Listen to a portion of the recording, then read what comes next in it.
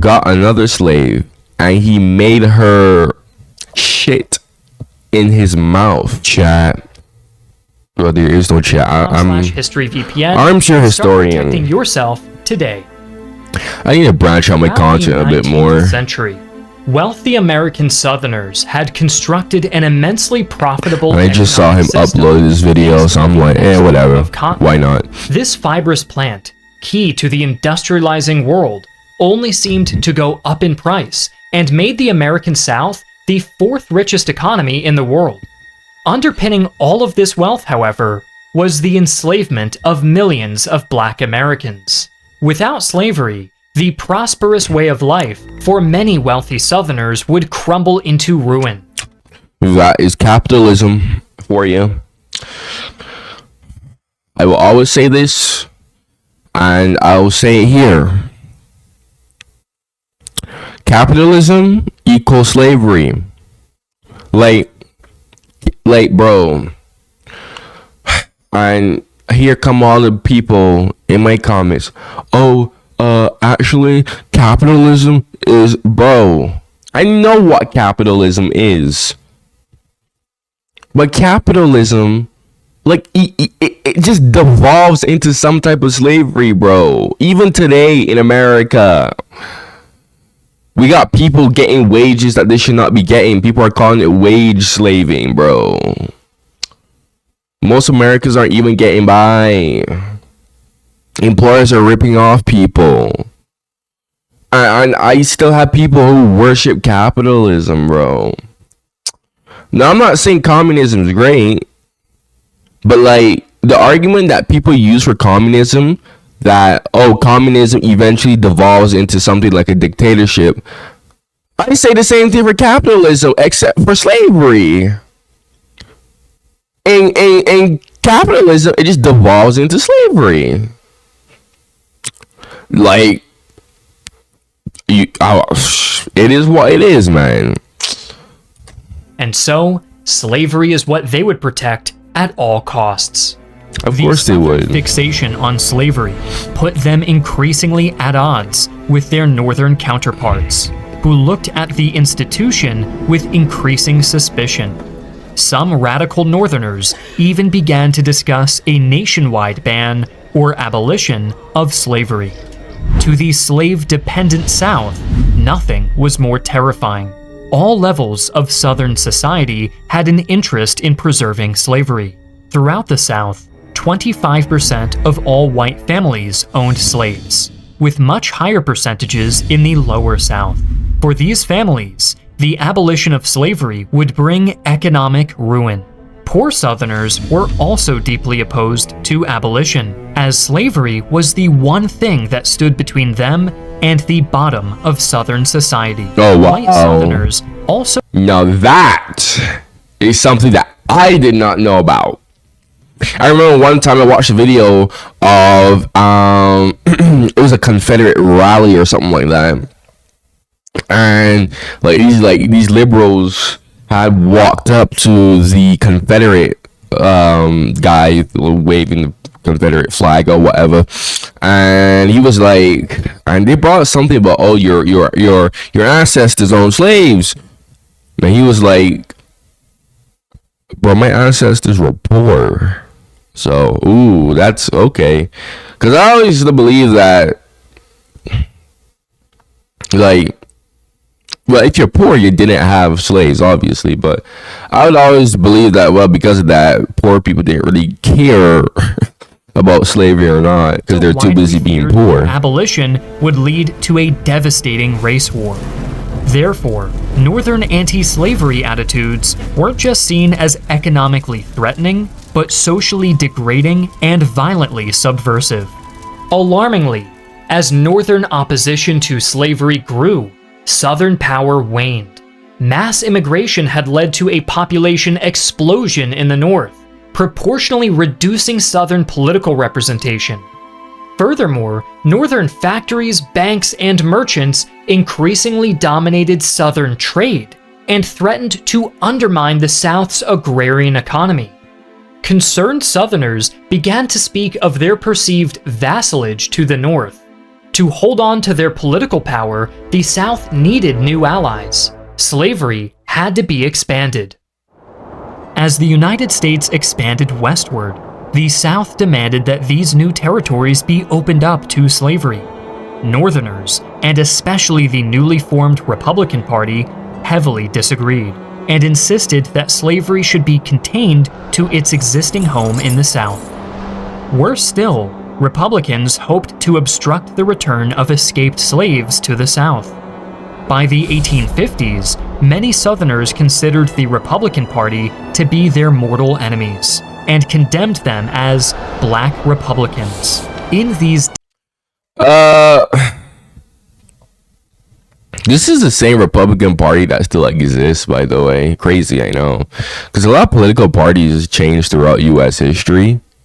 But it's funny because when I hear the Democrats like to bring up the race card. I'm like, weren't the Democrats the same party that were hell-bent on keeping slavery? deeply racist. It's funny how most Black Americans don't know that. After decades of negotiations and compromises, tensions finally reached a boiling point in the territory of Kansas, where the status of slavery was controversially left to a local vote.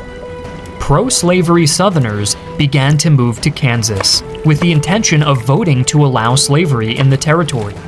These political transplants were soon followed by anti-slavery Northerners with the opposite intentions.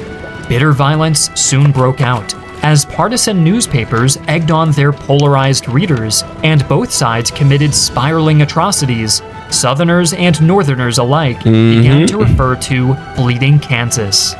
In the quickly escalating Kansas conflict, a Northern abolitionist named John Brown gained prominence. A fanatical John Brown is a opponent goat. against slavery, Brown set his sights beyond Kansas and forcefully entered Virginia in 1859, where he attempted to instigate a slave uprising. Though Brown's plan ultimately ended in his capture and execution, to Southerners, this radical abolitionism had seemingly led to the brink of racial Armageddon, enraging Southerners even more. Racial army. That's actually funny, bro. The way how America dealt with its slavery issue compared to us in the Caribbean, because at this point slavery was over with in the Caribbean. So in the British Caribbean, I should say. However, I wouldn't really say that. Because many of the British elites, they did things to kind of sort of keep the system in place. Also because a lot of the former slave owning elites in the British Caribbean, and a lot of people don't know this, even Indians, they took indentured servants from India. That's why a lot of the Caribbean has a lot of Indian blood, Indian DNA in them. Actually, check out Trinidad's demographics. Very interesting. So yeah, even in the British Caribbean, like, first it started out with indentured servitude, and then because they couldn't really like work the fields well because the tropical environment, they went for the Africans.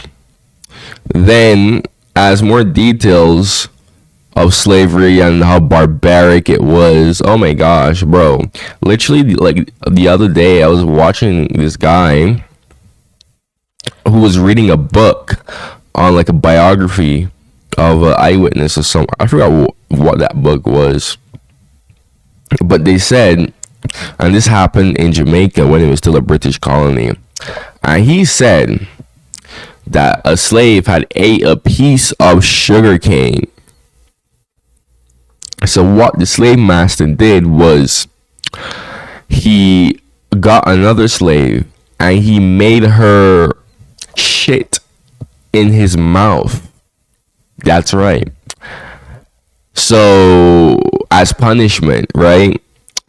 So yeah, crazy. So yeah, as more details of slavery was heard by the British public, obviously any normal human being would be horrified. So because of that, slavery for the Africans in the British Caribbean would have to be abolished, of course. But again, then Britain went and got indentured servitude from India, which their conditions were, I wouldn't say not as bad as chattel, as the Africans, as chattel slavery, but it was also really like it was really bad, like really bad. And a lot of people tend to gloss over that, right? It is, bro. That's why I said, bro, like capitalism, bro, like you need some type of slavery, man. You do. The Northern public viewed Brown as a martyr and not as a vicious terrorist. Well, I wouldn't say you need slavery. It just devolves.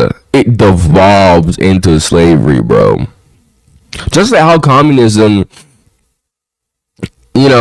someone gets too greedy and they want more. They want more. So usually what happens is they get caught up in their power and they become a dictator. And that's not what communism is like. Communism, you're supposed to be a democratic. People are supposed to be able to vote.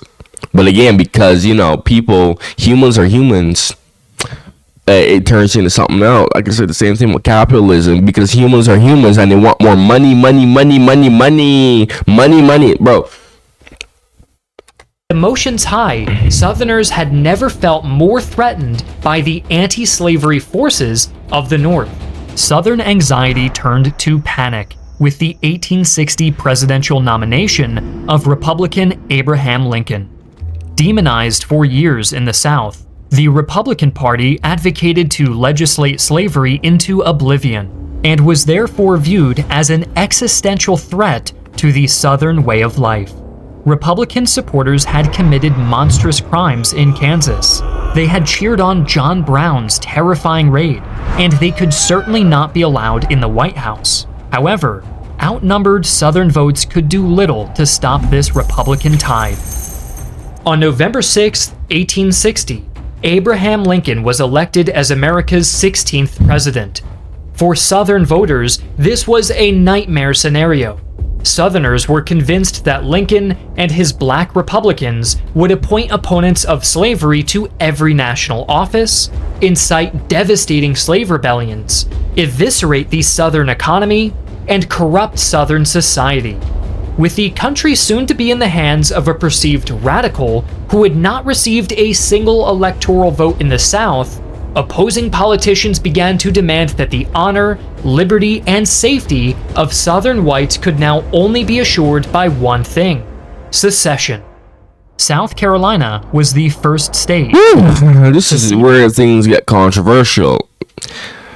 Can these states leave the Union or not? I'm going to discuss about that in a second, though. 1860. Justifying its secession, South Carolina pointed to an increasing hostility on the part of the non-slave holding states to the institution of slavery, and the election of a man to the high office of President of the United States whose opinions and purposes are hostile to slavery. South Carolina was soon joined by 6 other states in the Lower South, who formed the Confederate States of America in February of 1861. Just a month later, Abraham Lincoln was sworn in as president of a divided America. Wealthy Southerners claimed that secession was a legal solution to their desire to preserve slavery. Just in case, though, any opposition to secession was suppressed and the matter was not put to a popular vote. Most inhabitants of the lower Of course. Of course, man. Again, money, money, money, money, money, money, money. Bro, this is how I view succession because I heard a lot of people debate on this. A country can join the union, but they can't leave the union. Like, they're banned from leaving the union. But let's be real here, folks. That's not how history works. Everyone who knows a bit of history should know that's not how it works. Of course, no country wouldn't be allowed to leave their country that they're a part of.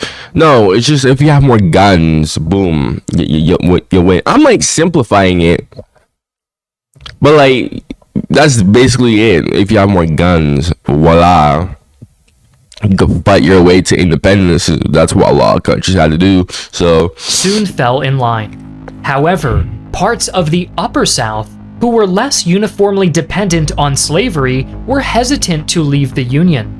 Nevertheless, these states firmly declared that any military action against their seceding neighbors would not be tolerated by them.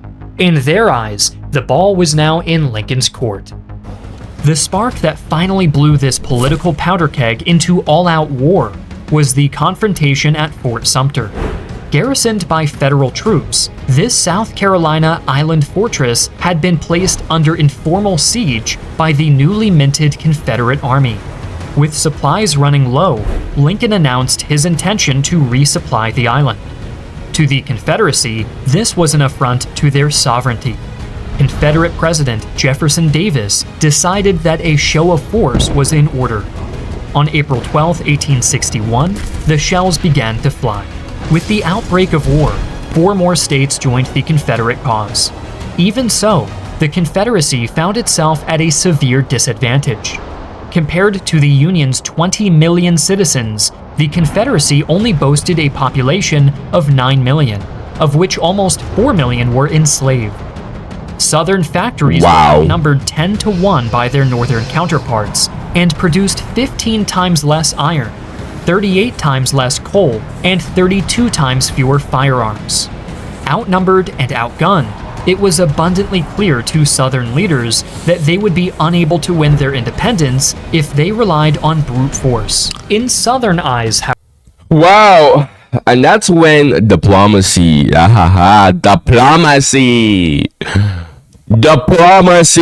comes in, which, however, the apparent advantage of the North was initially of little concern. The Confederacy was confident that European powers such as Britain and France would intervene on the South's behalf in order to protect their valuable cotton supplies. Like the American revolutionaries who inspired them, Confederate strategists believed that they just had to fight long enough to wear down the morale of their opponents and force political change. Yeah, that's true. That is true, because that's the thing, man. The American Revolutionary War, I will always say this, Americans always get angry when I say this, America was carried. Plain and straight, America was carried by the European powers. Had the Europeans not gotten involved, America would have gotten smoked, bro. Smoked, man. Martial prowess of white Southerners could no doubt keep the hordes of weak Northerners at bay. Victory would just be a matter of time. Expecting a short war, Southern men enlisted in the Confederate Army for a variety of overlapping reasons. After years of mounting tensions, many Confederates felt that Northern overreach threatened aspects of Southern society, such as rural autonomy and slavery, that gave their families a sense of liberty and stability. As local communities took up arms together, many felt that their honor as men depended on fighting, but there would be little honor in the next 4 years of darkness. Following some minor clashes with Northern forces in the summer of 1861, Confederate troops got their first true taste of battle in July of that year near Manassas Junction, Virginia. In the heat of battle, General Thomas Jackson stood like a stone wall, earning him his nickname and preventing a Confederate collapse. The First Battle of Manassas, as it became known in the South, ended in a Confederate victory, but shattered Stonewall Jackson. What a hard name, bro. Would be a quick and bloodless affair. As Union forces regrouped, the Confederacy spread its troops across the entire border with the North, hoping that its small armies would be able to reinforce each other in the event of a Union assault. This strategy proved flawed. Union forces under General Ulysses S. Grant defeated a smaller Confederate force at the Battle of Shiloh, and a further string of Union victories in 1860. Bad strategy, because when you're outnumbered, you're already outnumbered this bad, bro. What? Why would you do that? What you want to do in this case is you want to not gather all your forces into one, but that's the best route to go. And then you want to defeat the enemy.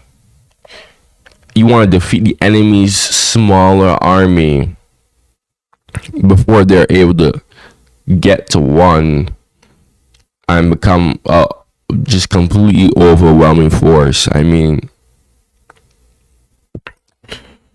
that's the best way to do it. Like, you can't spread your army, bro. Like, that's okay. I can see why the Confederates lost in the West. Adding to the building crisis, a Union fleet sailed into New Orleans, depriving the Confederacy of its largest city and seaport. In the East, the Confederacy came to the brink of catastrophe when a Union army nearly captured the Confederate capital of Richmond. Fearing disaster, President Davis appointed General Robert E. Lee to lead the defense of the city. In a string of victories, Lee soon repulsed the overly cautious Union forces and solidified himself as one of the most skilled Confederate generals. Hoping to seize the initiative, Lee launched an invasion of Northern Territory in the fall of 1862. Lee took a gamble by splitting his forces, leaving some under the command of Stonewall Jackson as he continued to advance north. This decision almost proved fatal when Lee's invasion plans mysteriously fell into the hands of a nearby Union army over twice his size. Luckily, Northern commanders hesitated just long enough for Lee to concentrate most of his remaining forces near the town of Sharpsburg, Maryland. Here, he would make his stand. On September 17, 1862, the Battle of Sharpsburg began. Union troops hit the Confederate lines in a series of piecemeal attacks that failed to take advantage of their overwhelming numerical superiority. Nevertheless, Confederate forces were barely able to hang on. Casualties were enormous, and the center of the Confederate army became dangerously close to breaking. As fighting continued throughout the day, the arrival of Southern reinforcements brought an end to what was now the bloodiest day in American history. Tactically, the Battle of Sharpsburg had been a draw, but soon after the engagement, Lee's savaged forces were obliged to pull back to Confederate territory. To the dismay of white Southerners, the failure of Lee's invasion gave Abraham Lincoln the confidence to announce his Emancipation Proclamation, which promised to abolish slavery in the Confederacy. To the anti-slavery in the Confederacy, not in the whole of America, because there were still slave-owning Union states that decided not to join the South. Public of the Confederacy's prospective European allies, this document was electric.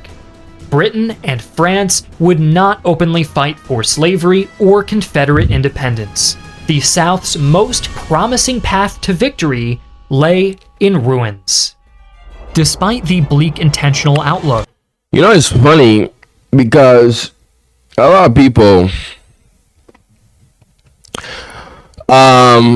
do not know this, but the Russian Empire actually had a big influence in France and Britain's, particularly Britain, because the Russian Empire, the Tsar, had sent out the Russian Navy to San Francisco and the East Coast of the US, which more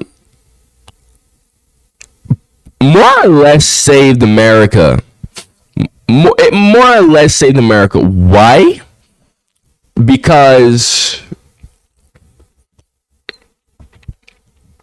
it was a deterrent for the British. Like the British, they couldn't really like do anything when the Russian fleet was literally docked there. In fact, there's actually a statue in San Francisco, California, commemorating that. Right? Yeah, a lot of people already know that. Russia, like Russia, kind of did save America in the Civil War. Sounds ludicrous, but like directly or indirectly, it doesn't matter how. Like they did have a particular influence on that, because if the Russian fleet was not there in the U.S. at the time, things could have gone a little bit more differently had the British not see a fleet in the U.S. harbors already. It's a very interesting topic. I advise you to go dig into that yourself. The Confederacy continued to stymie Northern attempts to end the war.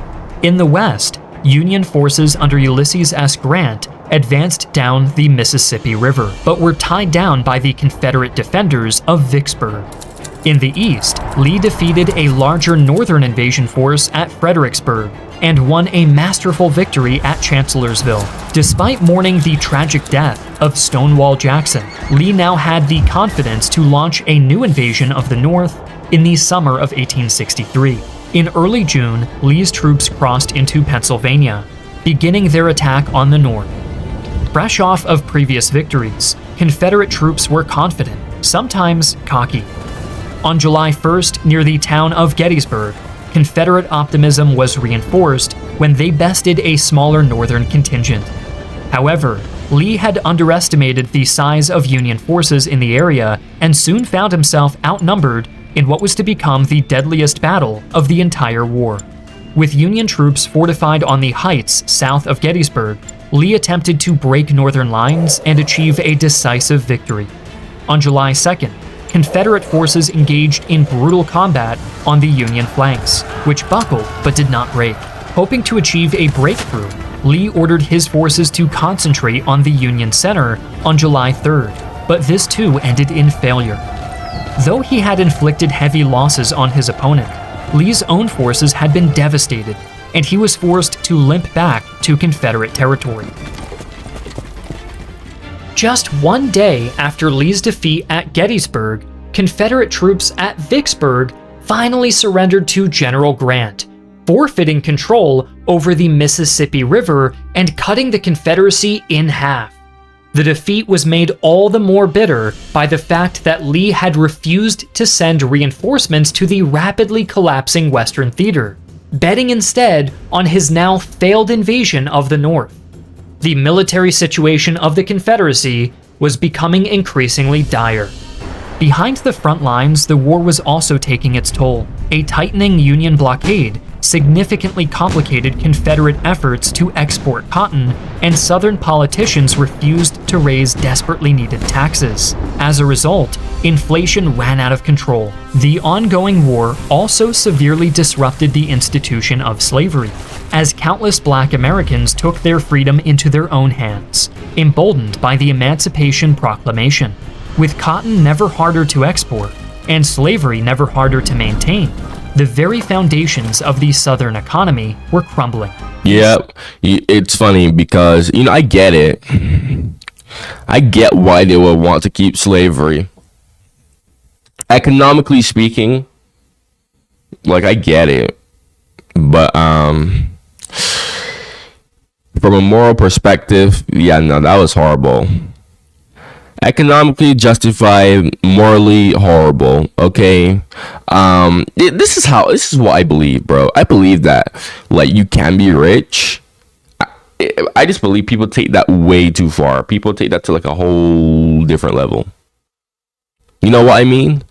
Like, people go above and beyond and just want more money and more money and more money. Like, nah, bro. Like, you're telling me that it's just that hard to just give fair wages to people? Even today, bro. Even today, that question still rings true today. Like, you're telling me it's just that hard to give fair wages, bruh? Fair wages to people? Like, you're telling me that you're just that greedy that you want to keep all that money for yourself? Mind blowing, man. Like, come on, we're not even gonna live forever, man. South's economic woes were felt most crushingly by the poorest Southerners. With the men away fighting, Confederate women struggled to feed their families, and bread riots broke out all across the Confederacy. Exacerbating the food shortage, white Southern men were subject to an unpopular draft, and their struggling farms were forced to hand over 10% of their crops to Confederate officials. Nevertheless, plantation owners often found a way around these laws. Of course. Wealthy Southerners, who had advocated most strongly for secession, suffered the least from its consequences. Of course. A fact that was not lost on many struggling Confederates. Of course.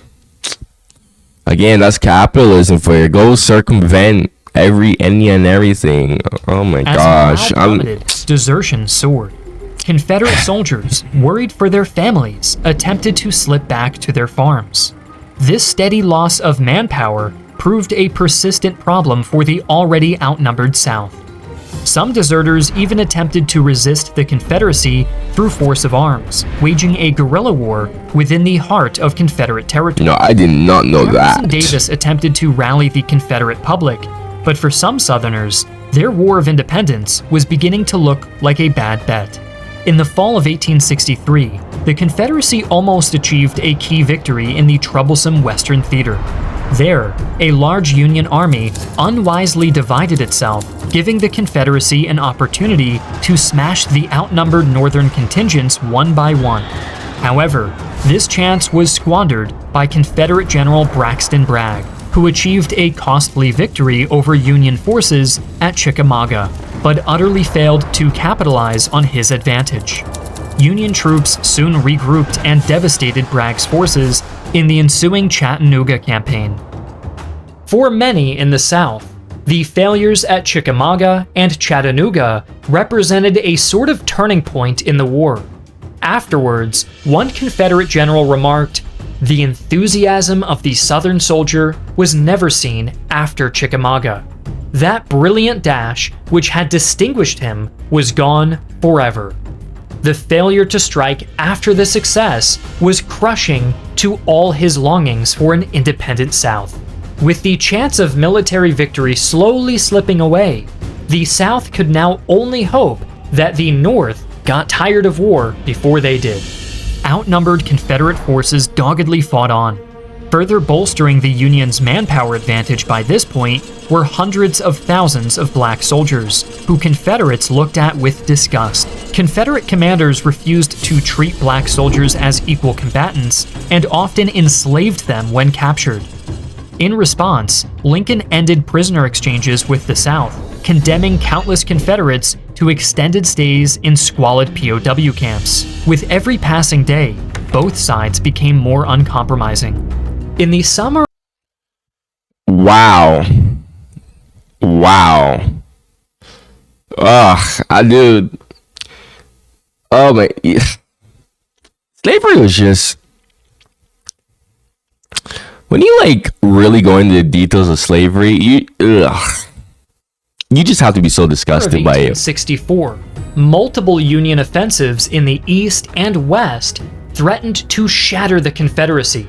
In Georgia, William T. Sherman barreled toward Atlanta, while Grant began his overland campaign in Virginia. Union losses were extremely heavy, and Confederates hoped that the Northern public would vote out Lincoln in the 1864 election, ushering in a new president who might be receptive to a negotiated peace. As Sherman's troops seized Atlanta in the fall of 1864, however, Lincoln's popularity soared, securing his re-election. The Confederacy's last hope of victory evaporated. As brutal fighting dragged on, the Confederacy slipped further into chaos. After his capture of Atlanta, Union General William T. Sherman embarked on a devastating raid through Georgia that eviscerated what was left of the Southern economy. Rumors of Sherman's merciless advance spread terror throughout the South, possibly contributing to the South's rising desertion rates. A Confederate attempt to outmaneuver Sherman's advance only led to the annihilation of one of the Confederacy's largest armies, and the loss of fertile farmland destroyed the ability of the South to supply its remaining troops. For the Confederates, the clock was ticking. In the East, though Lee had inflicted savage casualties on Grant's army as it advanced into Virginia, his own forces had also been badly mauled. These Confederate losses, unlike Northern ones, could not be replaced. Outnumbered Confederate troops soon found themselves besieged in Petersburg, a key supply hub for the capital of Richmond. After months of trench warfare, Lee finally ordered his troops to abandon both cities in the spring of 1865. Southern defeat came swiftly following Lee's retreat from Petersburg. Caught outside of the Appomattox courthouse by a superior Union force, Lee was forced to surrender on April 9, 1865. Soon, all other large Confederate armies would also lay down their arms. The Confederacy's war for independence was over, but the war for its legacy was just beginning.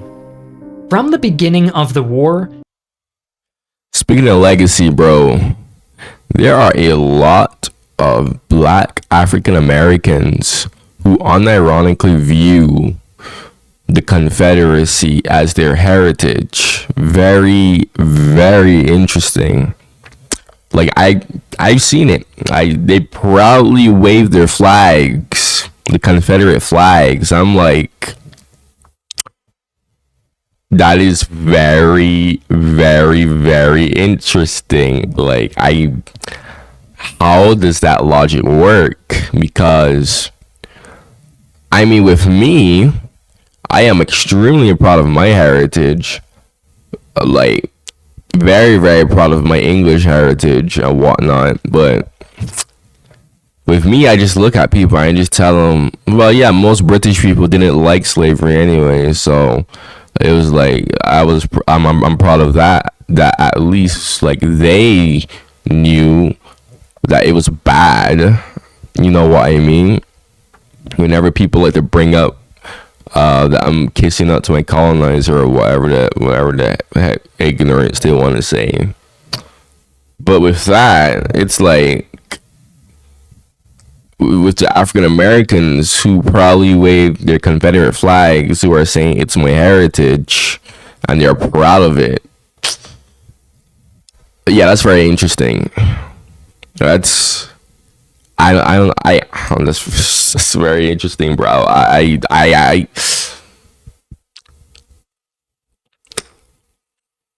saw a video of, he was clearly mixed raced like me, but he was more lighter than, well, I don't know, actually I'm just tan right now, but he was probably like, he was mixed race, okay, mixed race, black American, and he had a freaking Confederate shirt on with a freaking Confederate flag.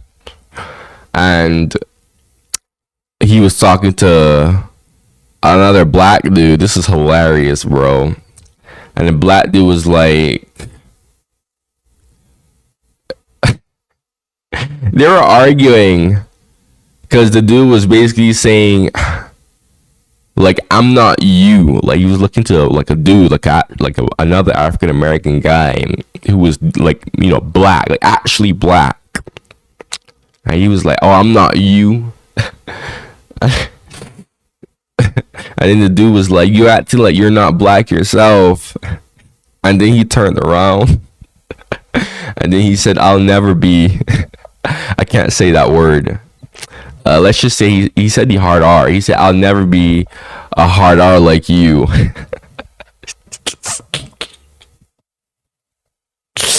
So yeah, very interesting. Oh, there's quite a bit of blacks in the South that are apparently proud of their Confederate heritage, I guess. Many Confederates believed that secession and the preservation of slavery were the best ways to preserve the status, safety, and dignity of their families. Ironically, the resulting conflict destroyed the very society that Southerners fought to preserve. As the world they knew collapsed all around them, Confederate soldiers sometimes doubled down on their cause, seeing their misfortunes as a product of Northern aggression.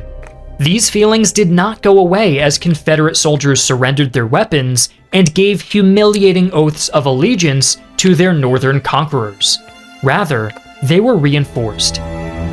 Following a Southern defeat, a Republican-dominated Northern government completed its dismemberment of Southern slavery, gave black men the right to vote, and sent in occupation troops to ensure the South's cooperation. To Northerners, this was Reconstruction. To white Southerners, this was degradation. With everything they had fought for seemingly going up in smoke, the deep shame felt by many white Southerners turned to rage, leading some former Confederates to join extremist organizations such as the KKK. The South couldn't win this war, but it could win its aftermath. As Northern occupation troops gradually departed, and the South violently reimposed discrimination at all levels of society, a new narrative of the Civil War began to emerge. In this version of the story, the Confederacy had not seceded from the Union to preserve slavery, but rather to protect states' rights and to heroically defend against Northern domination. This narrative proved effective because it touched on elements of why many Southerners truly felt they had fought, while leaving out the less noble realities of their intentions. This was the Confederate perspective that many in the South were raised with. But no single narrative can truly sum up the Confederate experience during the Civil War. Confederates knew that their nation was founded to preserve slavery. They also knew that it promised to protect the only way of life they had ever known. Many Southerners enthusiastically fought for the Confederacy. Some grew to resent it, and still others perceived their fight in more intimate terms. As the war came to a close, many Southerners struggled to adjust to a world that was not to their liking, and attempted to slip back into the ways of the past. These Confederates were not heroes, but they were people, and that's what we should remember them as. Don't forget to check out Master of Command 7 Years War on Steam. Wishlisting. Go check out my other reactions on my channel if you like what I have to say. If you have any suggestions, go comment down below. Yeah, I'm trying to branch out my content right now. Trying to react to other channels and whatnot, so expect me to be doing that for a bit if you are active viewer of mine. Thank you for watching this video. Make sure to like the video, subscribe, keep my channel on the algorithm, and goodbye.